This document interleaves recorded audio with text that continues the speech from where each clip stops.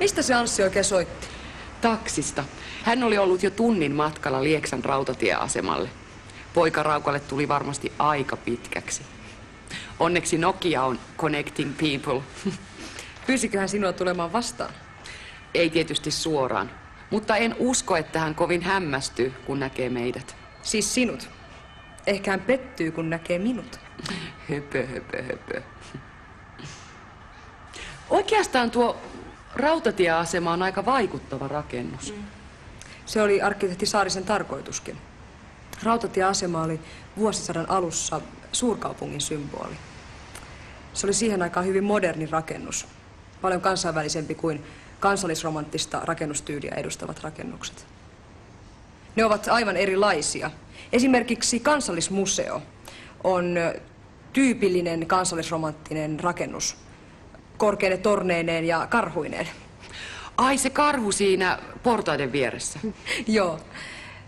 Suomen metsien kuninkaana karhu oli tärkeä kansallinen symboli. Joskus 4-vuotiaana minä olin toivottomasti rakastunut siihen karhuun. Voitko kuvitella? Voin, kun tunnen Karin. Se oli leikkiä. Sinä olet hyvin perillä arkkitehtuurista. Minusta rakennukset ovat mielenkiintoisia, koska ne kertovat historiasta.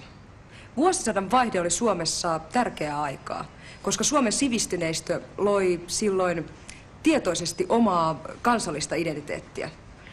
Se näkyi vilkkaassa poliittisessa keskustelussa ja kaikissa taiteissa, arkkitehtuurissa, musiikissa ja kirjallisuudessa. Mukana olivat Saarinen, Sibelius ja molemmat Leinon veljekset. Leinon veljekset, keitä he olivat? Vanhempi heistä oli Päivälehden Helsingin Medeltäjän toimittaja ja nuorempi oli kuuluisa runoilija Eino Leino. Gallellakin kuului varmasti tähän ryhmään. Se on niin hauska nimi, että se jää hyvin mieleen. Joo. Gallen on suomennettu Kallelaksi. Siihen aikaan monet suomensivat ruotsinkielisen nimensä osoittaakseen sillä tavalla Suomen mielisyyttään. Gallen oli yksi niistä johtavista kulttuurihenkilöistä, jotka antoivat muille esimerkin muuttamalla oman nimensä.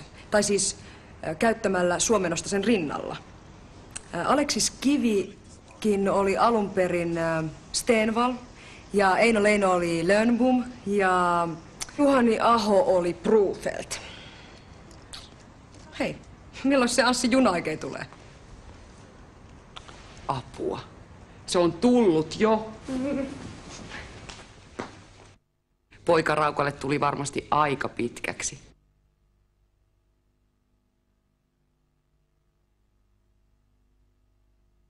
Se oli leikkiä.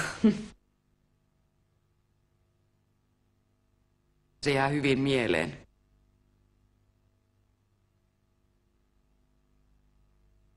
Osoittaakseen sillä tavalla Suomen mielisyyttään.